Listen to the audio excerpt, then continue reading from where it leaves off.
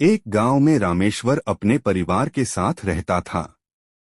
परिवार बड़ा था, उसकी पत्नी, 3 बच्चे, छोटी बहन और सबसे महत्वपूर्ण उसकी मां सावित्री देवी। बचपन की नींद।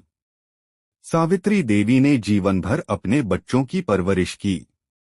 पति का देहांत जल्दी हो गया था, लेकिन उन्होंने अपने आंगन में अपने बच्चों को ऐसे पाला जैसे कोई किसान सूखे खेत को अपने पसीने से सींचता है। वे दिन भर खेतों में काम करती और रात को बच्चों को कहानियां सुनाकर सुलाती। रामेश्वर अक्सर सोचता, अगर मां न होती तो मैं आज कहाँ होता। समय का बदला।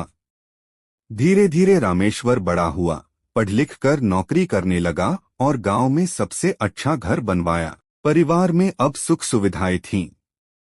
बच्चों की पढ़ाई अच्छे स्कूल में होने लगी।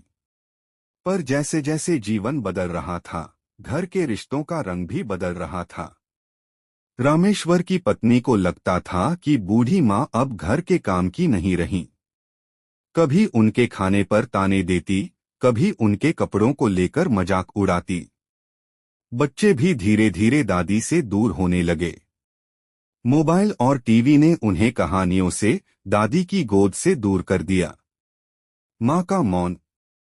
सावित्री देवी दिन भर आंगन में तुलसी के पास बैठी रहती। कभी भगवान से प्रार्थना करती, कभी पुराने दिनों को याद कर आंखों से आंसू बहाती। एक दिन उनकी पोती गुड़िया उनके पास आई और पूछा, दादी आप रो क्यों रही हो? सावित्री देवी ने कहा, बेटा लगता है अब मैं इस घर में किसी काम की नहीं रही। शायद मुझे किसी आश्रम में चले जाना चाहिए। गुड़िया चौंक गई। वह भागकर अपने पापा रामेश्वर के पास गई और बोली, पापा अगर दादी घर छोड़ देंगी तो सोचो जब आप बूढ़े होंगे तो हम भी आपको छोड़ देंगे। जागृति का पल। रामेश्वर यह सुनकर हिल गया। उसे माँ की तपस्या, उनकी कुर्बानियां याद आ गईं। वह तुरंत माँ के पास गया, उनके पैरों में गिर पड़ा और बोला, माँ माफ कर दो। मैं भूल गया था कि मेरी खुशियों की जड़ आप हो। आपका आशीर्वाद ही हमारा सबसे बड़ा खजाना है। परिवार का परिवर्तन। उस दिन से घर का माहौल बदल गया। पत्नी ने भी अपनी गलती समझी और माँ से माफी मांगी। बच्चे फिर से दादी की गोद में खेलने लगे। अब घर में हंसी खुशी लौट आई। सावित्री देवी हर शाम आंगन में बैठकर बच्चों को कहानियां सुनाने लगीं। माँ की सीख। एक दिन बच्चों ने दादी से पूछा, दादी परिवार का असली सुख क्या है?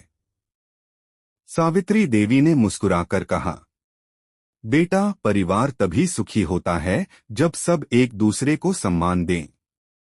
माँ घर की जड़ है। अगर जड़ को काट दोगे तो पेड़ कभी फल फूल नहीं पाएगा और परिवार भी कभी खुशहाल नहीं रह पाएगा। सीख।